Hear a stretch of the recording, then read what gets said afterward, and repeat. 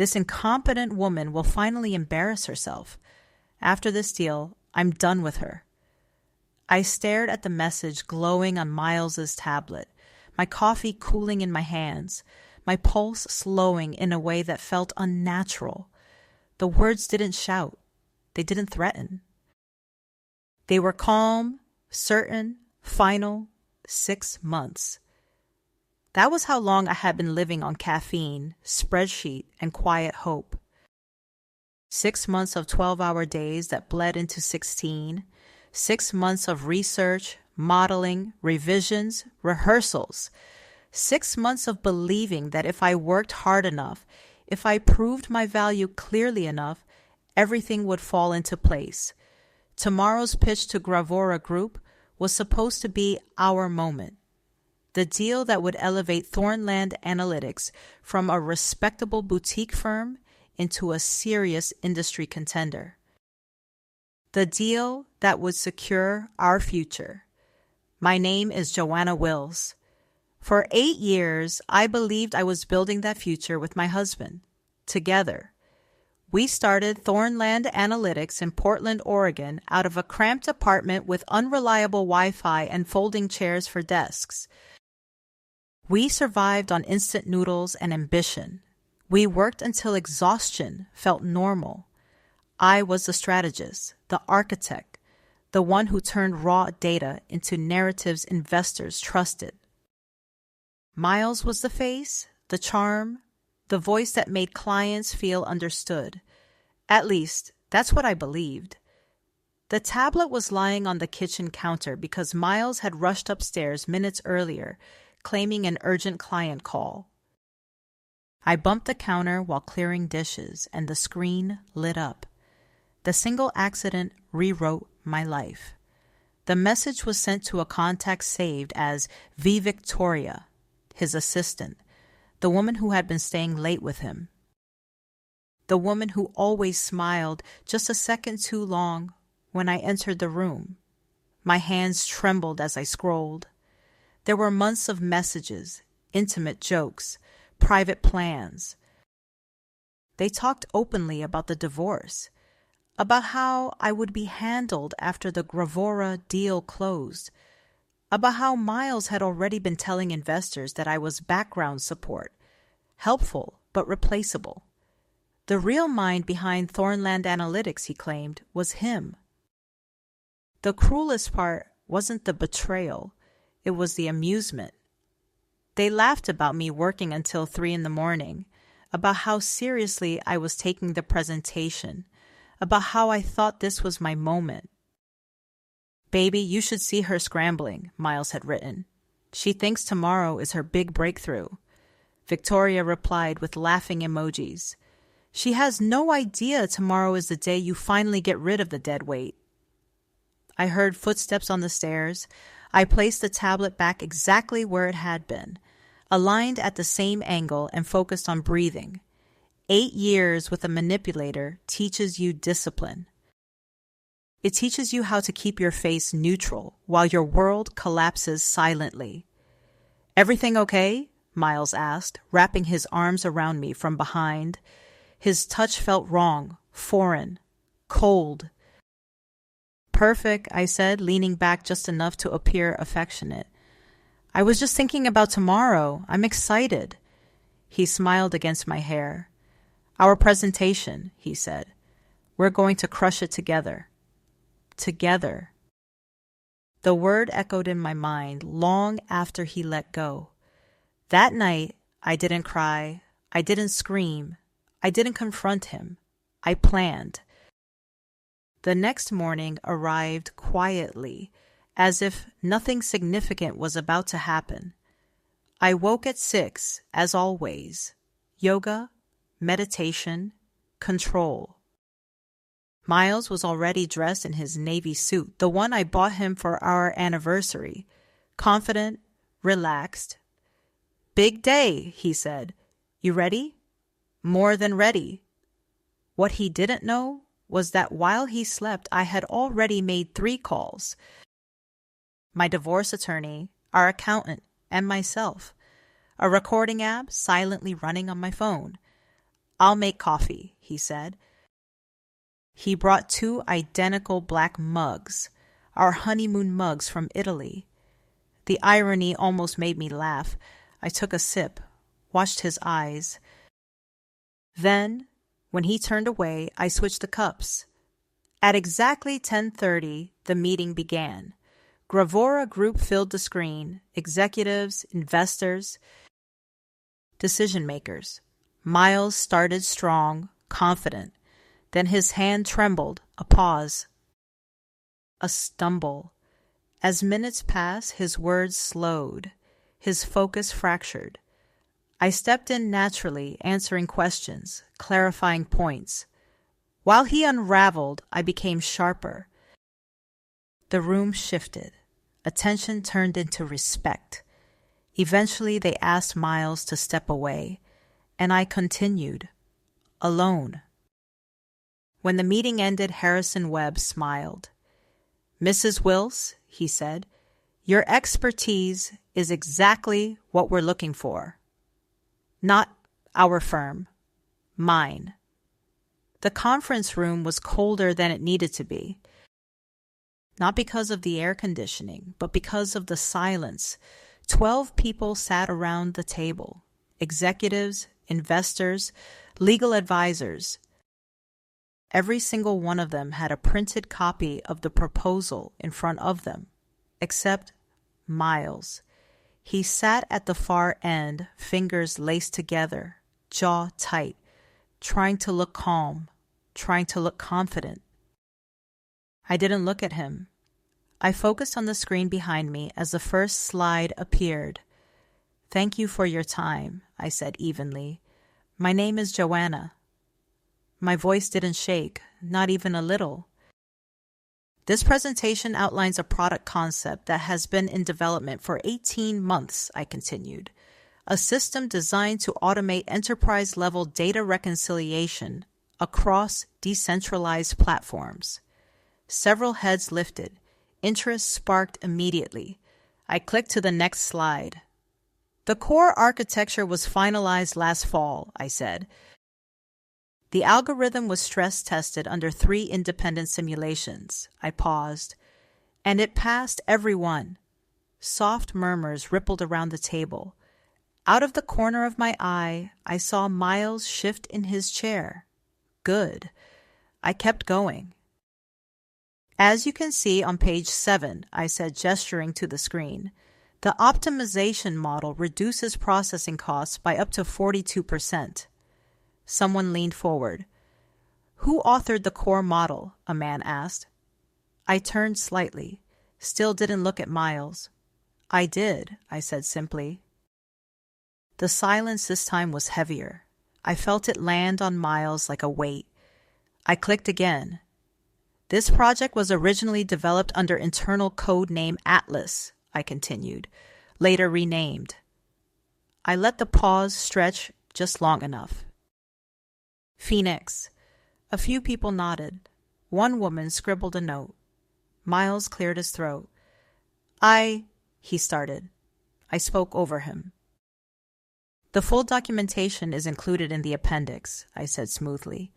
"Version histories, commit logs, and timestamps." I finally turned my head and looked straight at him, all preserved. His face drained of color. The lead investor adjusted his glasses. "Are you saying this product already exists?" "Yes," I replied, "in a functional prototype." Another murmur. Miles leaned forward now, panic barely contained. "That's not exactly—" "The prototype was completed 3 weeks ago," I continued, cutting him off again. "And independently reviewed." I tapped the screen. "By an external auditor." That was the moment. The exact moment Miles realized he had lost control of the room. He opened his mouth, closed it, then tried again. "Joanna and I worked on this together," he said quickly.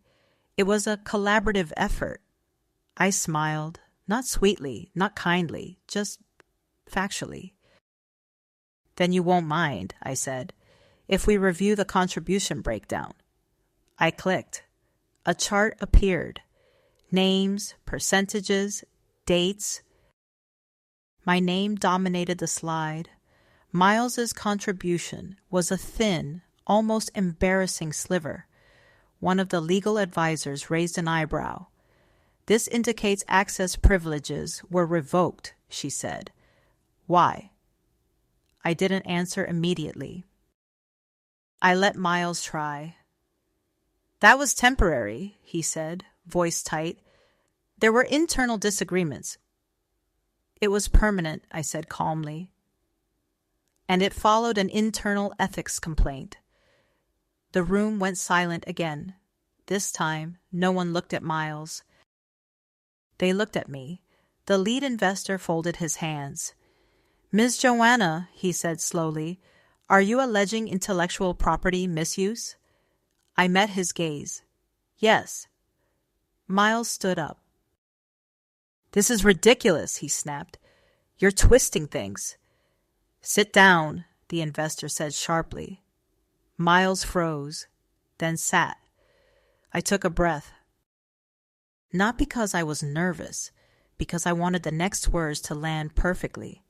"For months," I said, "I was told this project had no future, that it wasn't viable, that I should let it go." I let that sink in. 2 weeks later, I continued, I was informed my access had been revoked. I clicked again. An email appeared on the screen, dated, time-stamped, signed. Miles's name at the bottom. Gasps this time. No murmurs. Straight up shock.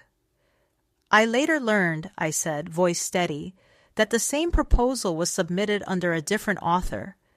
I looked directly at Miles now. "His." No one interrupted me. No one dared. "The code," I said, "the framework, the optimization logic, all trace back to my original repository." I turned back to the room. "You can verify every line." I let the screen go dark. Silence. Then the lead investor spoke. "Mr. Miles," he said coolly, "do you have an explanation?" Miles' mouth opened. Nothing came out. He swallowed. I thought it was company property," he muttered. The investor didn't blink. "Then why," he asked, "does your name appear only after access was revoked?" Miles's shoulders sagged. That was it. The collapse. I gathered my notes, slowly, deliberately. "As for Phoenix," I said, "I'm withdrawing it from consideration." The room stirred.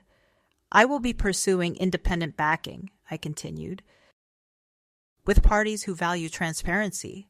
I smiled again. "This meeting," I added, "was simply to ensure the truth was on record." I turned toward the door. Behind me, someone spoke. "Ms. Joanna." I stopped. "Yes?" The investor's voice was thoughtful now. "If you were to reconsider," he said, "we'd like to speak privately." I nodded once. "Of course." And then I walked out. Behind me, Miles didn't follow. He couldn't. He was still sitting there, surrounded by the ruins of everything he thought he owned. The fallout didn't happen all at once. It never does. At first, there was silence.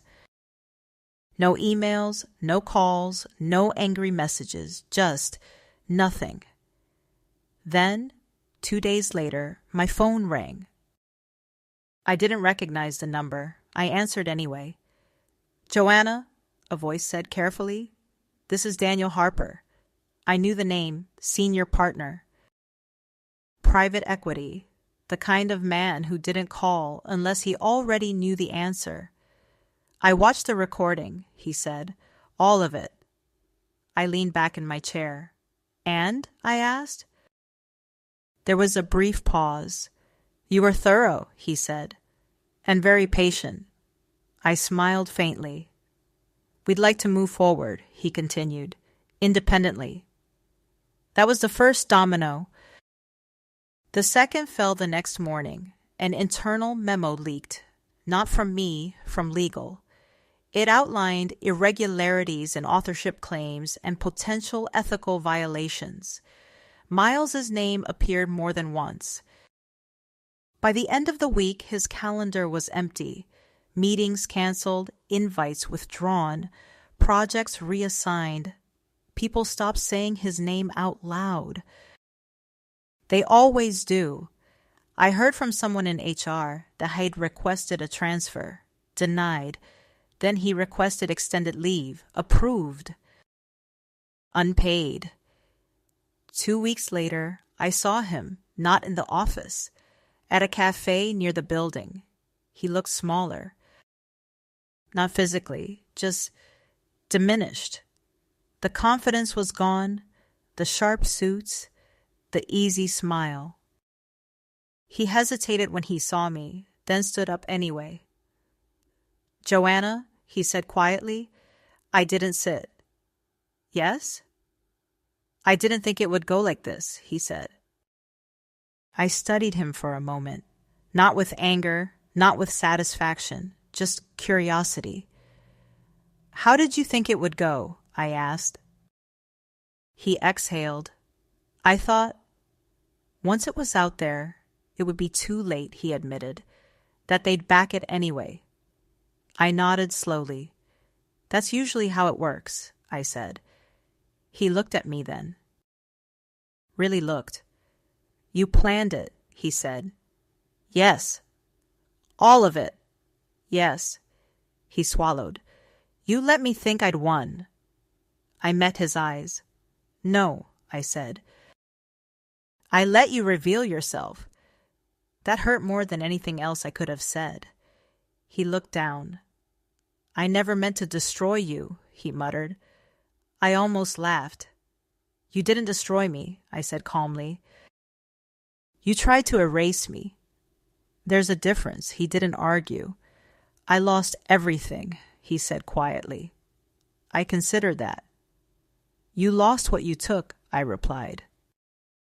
"That's not the same thing." I left him there. This time I didn't look back. 3 months later, Phoenix launched. Not with fanfare, not with flashy headlines.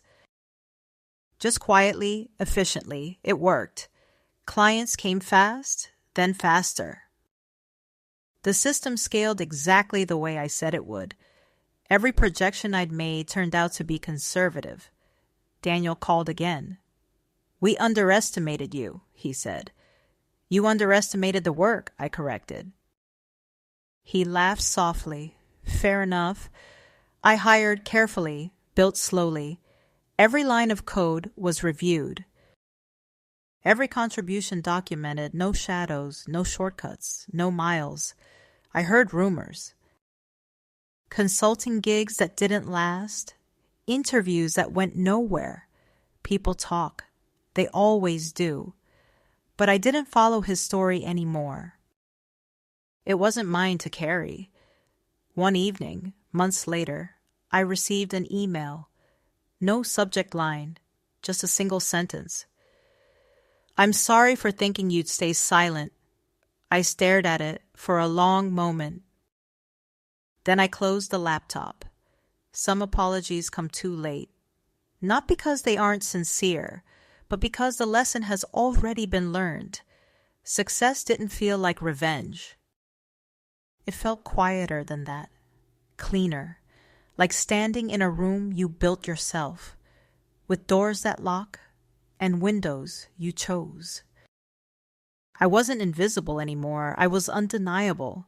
And the best part? I didn't have to raise my voice. I just had to tell the truth.